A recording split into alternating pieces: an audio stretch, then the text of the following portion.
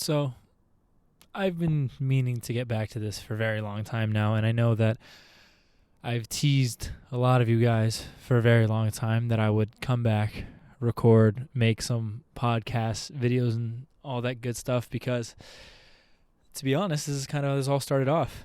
Just me in my room, recording videos, talking to the emptiness of space about how to be a better person, a stronger person, a better human, about all the strengths and fortitudes in order to build yourself up to be this amazing being.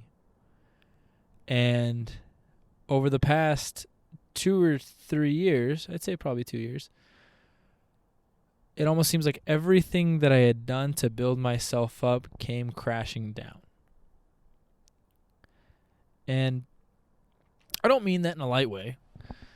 I mean that all the self-belief that I had built, all of the mental toughness that I thought I'd gained, all of the strengths and virtues that I had preached about ended up becoming nothing.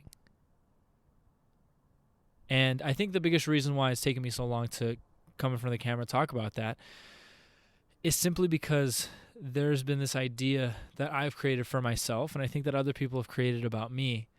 And that idea has kept me from creating anything simply because of the feeling of not being who I say I am, or not being the person that I was when almost everybody joined on board. I mean, the entire idea of Never Settle was the foundation of all of this.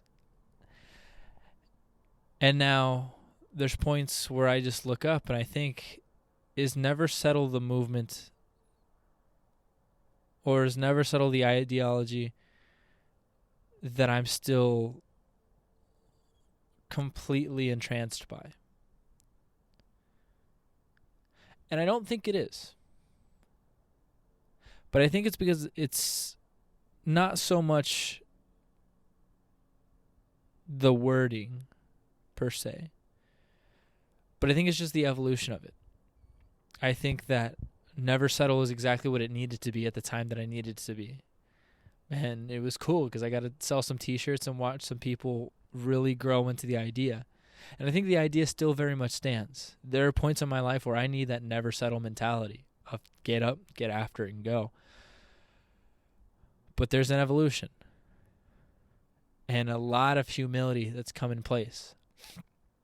I think that all stemmed from a position where I felt pretty much invincible and, to put it frankly, unfuckwithable.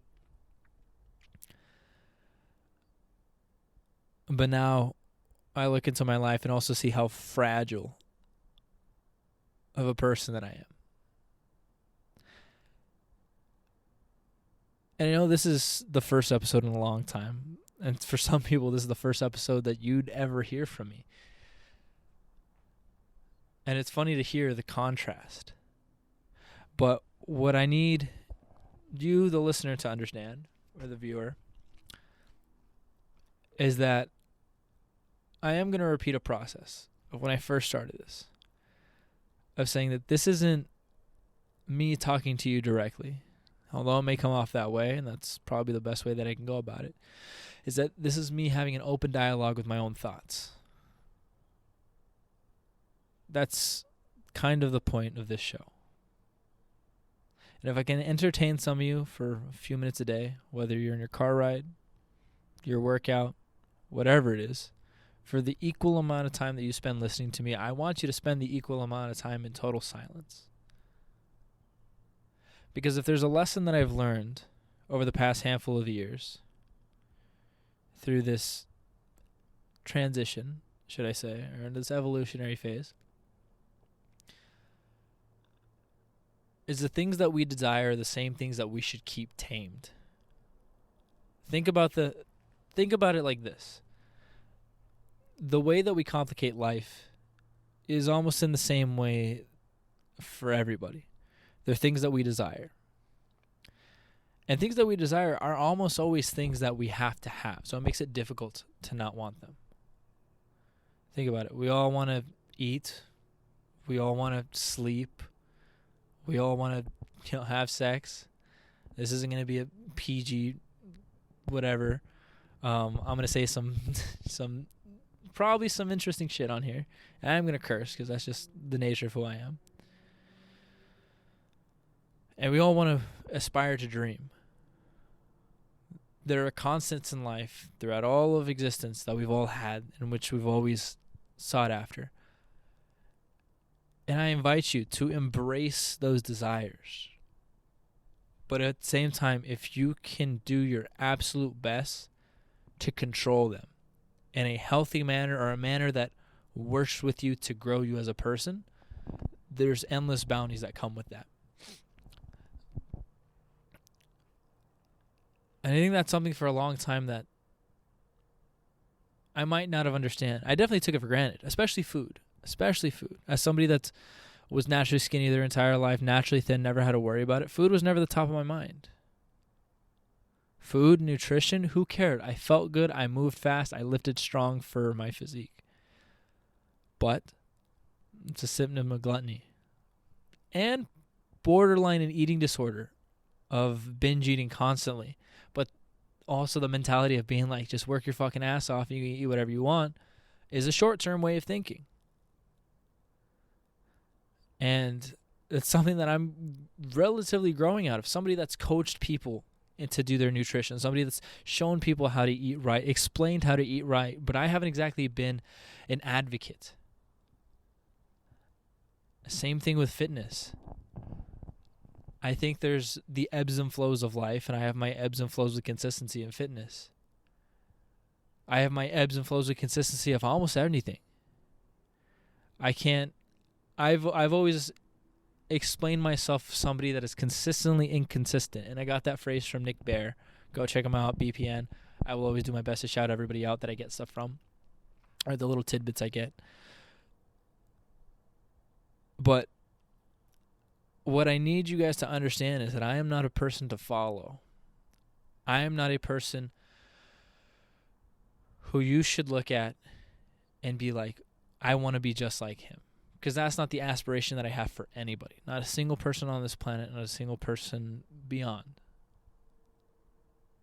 That was kind of high and mighty. But what I want you guys to understand is I want you to be better than me in every single facet, every single possible way. And it doesn't have to be these extreme things. I know the portrayal of who I am, of going out and doing these big races and events and all this other stuff. And that's part of why I've taken a little bit of a step back from social media and everything, because I felt like I was starting to become somebody that just does grandiose things. And where do you go when your mental state is, how do I do bigger and bigger and bigger, when you don't necessarily want to do that for yourself or like in your heart? So I pulled back from it. But you don't have to do these grandiose things. I want you to do grandiose things in relation to your own being, in relation to who you are. And to be completely honest, podcasting, talking into this microphone, is some of the most relieving times of my life. Because usually I'll picture one or two people in mind when I'm recording. Usually I'll picture a friend, maybe even a stranger, somebody that I had a conversation with that brought these things up, brought these topics up, made me feel these ways. A podcast that I listened to, whatever it is, whatever sparked the motivation. And I feel that in these moments I can talk almost one-on-one with this person, or try and give the meaning that I wish I had in real life. And hopefully by doing that, sharing it to the people that are on the internet that watch, listen to my stuff. And hopefully they get a little bit out of it. Because I'm chock full of mistakes. I'm chock full of ignorance and bad decision. But somewhere along the line, I feel like I've gotten lucky enough to get some of you guys on board who appreciate my passions and the work that I put in. And I think one thing that I definitely struggle with is giving a shit what you guys think about me. I don't think I do. I know I do. Okay, listen here. this is probably the worst way to go about a first episode, is telling you guys that I don't care what you have to say about me, or I shouldn't care what you guys have to say about me, but deep down inside I do, and that is something that I'm trying to progressively move forward past. So if you guys want to talk your shit, because I need practice. There. But I do think that a lot of people also need that practice as well. I think a lot of people want to have that chance to kind of live outside of their own skin for a second and have that reality hit them in the face that at the end of the day, nobody gives a shit. Again, I think that's why the vast majority of people in their 60s and above are significantly happier, because that mental block of, oh, I hope she doesn't like me, or that friend that said something, you start to just not give a shit because you realize you're going to die relatively sooner than you did in your 20s. And the idea of mortality catches up with you. Funny thing, too, is that this is going to oddly be maybe fitness related, might not be. I haven't really decided. But I think a lot of the lessons that I get are fitness related. I mean, right before this, I was doing hill sprints for about an hour, and I was trying not to vomit off the side of the, if you guys are in Modesto, the Virginia Trail, where it's the bridge over Briggsmore. I was trying not to throw up over it because I was worried I would throw up in a car. And if I threw up in a car and they crash, I would be liable for like manslaughter. And that's probably the last thing I want to do on a Thursday morning at that would have been like 1:30 a.m. And knowing myself, I would have stayed because it's the right thing to do. Or they would have swabbed for my DNA evidence and found out that I ate a bowl of Honey Bunches of Oats before doing hill sprints. That wasn't a smart idea. And then chugged like 2 water bottles of water. I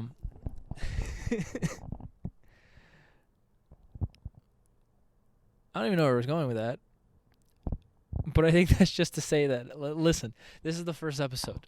This is the first episode of what I'd like to call Welcome to My Brain with Daniel Valencia. I think that's the first episode that I actually named my old podcast is Welcome to My Brain. And I think the cool thing about that is if I bring a guest on, it's Welcome to My Brain and I can just say who the fuck's here. And they could be like, yeah, it's going to be weird telling them that my recording times are at like 2 a.m. So I guess I'm going to get a lot of Australian people.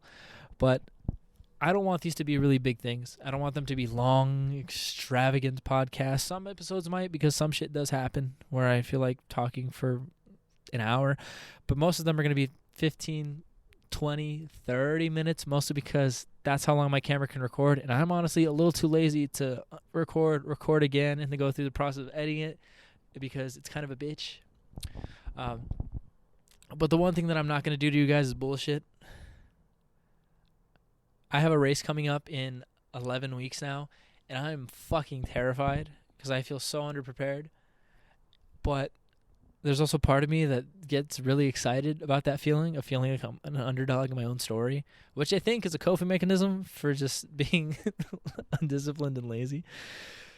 But nonetheless, now I'm going to end this right here because I don't think I have any good ideas yet or good thoughts. I simply just wanted to record, press this, and then get it out into the world because this is something that I told you guys I was going to fucking put out like 2 months ago. And I didn't because I kind of got stage fright. I have like 4 or 5 episodes recorded with guests, without guests, with me and all this other stuff. And it felt so so formal. It felt so cookie cutter, almost scripted, too thought out. And I don't know if you guys have ever met me. I'm a bit chaotic, and it wasn't my vibe. It wasn't my vibe. It is advice that I got from somebody that's probably honestly really fucking good advice, but I couldn't feel comfortable and as if I was giving you the full truth. It almost felt like I was trying to put on an act, sell you guys on the act, and show you all that. So I'm just going to be me. And if you're not okay with that, cool. There's, I think, like, what is it? This is like 100,000 podcasts get made like every month or some shit. I'm just another one of them to you. Then, like, go. You have 99,999 more to go for this month. And then next month, guess what? You have another 100,000. And the next month, you have another 100,000. And after that, guess what? You're not going to give a fuck. You're going to forget about me. And then none of this is going to matter. So, to circle back to what I was saying like 10 minutes ago. The fuck does it matter what you think about me? It's kind of fun. But one thing I am going to say is the goal of this podcast is not to monetize it. Now, if it goes on other platforms like TikTok, Instagram, YouTube, are there going to be ads? I don't know. Maybe. It's not really up to me right now. I don't get enough viewers. That's not it's not the prerogative. But if there's stuff that rolls on there, it will roll on there. But as far as the podcast itself, I do not intend on making any ads, having any companies pay for ads, anything like that. I'm going to say what I want to say. Now, there are companies that I'm affiliated with. I'll probably put their links below. I might talk about them. I might not talk about them. I'll talk to the companies and see if they're okay, but they also have to approve with me saying some dumb shit. Because guess what? I'm not all the way there, but I kind of also am. You know, it's that weird balance. I'm going to lose all of my fucking sponsorships. Oh, my God. But, yeah. And I know being like I need to phrase this right. Being a solo host can get monotonous for the listener, so I'm going to try my best. I promise. You got to take a break from me. I understand. It's not like we're dating. If you're taking a break from me and we're dating, probably be a red flag. But that's a whole nother conversation. But yeah, I don't intend on doing any of that. I don't intend on bringing on any sponsored ads, anybody that can do anything, because then that means that people can start to tell me what to do, start to tell me what to say, start to tell me how to think, and I wouldn't be doing my job with this, whatever this is, if I did that to you. So I'm not. We're going to keep it a buck. With that being said, I do have a fee per se. Same thing that Andy Frisella does. And I've noticed other podcasters have brought up the same thing, which is good. But I'm not going to do any advertising, yada, yada, yada. Said that already. What I do need is your guys' support. Because the only way that this really grows, the only way that this happens is through your guys' word of mouth. I need your mouths to do a very good job. And I'll know if it's doing a bad job or not, all right? I'll get direct feedback. I'll know, all right? But if you guys could do me a favor, share this with one friend. I'm not even asking you to go and post it on your social medias and all that stuff, all right? Share it with one friend. Tell them if there's something that you got out of this. Tell them. And then come and check it out. If you can leave me a follow, I'd appreciate it. If you leave me a review, if it's a 5-star, if it's a 1-star, if it's a 5-star with a shit review and a 1-star with a great review, that'd be pretty funny to see. Probably tank my viewership, but it'd be very funny to see like a 1-star. It's like, this is my favorite podcast. But if you could do that for me, I'd appreciate it. And I forgot to get the cards. I have something in mind, but we'll see if I end up getting to it or not, because I'll have to bring it outside with me with all my other stuff. But I'm gonna end this off the same way every single time, because I think it's something that I feel like it's the best way to go about it. Is regardless of where you're at right now when you're listening to this, I hope you're having a great ass fucking day. I hope you're getting after it. I love you guys. Take care.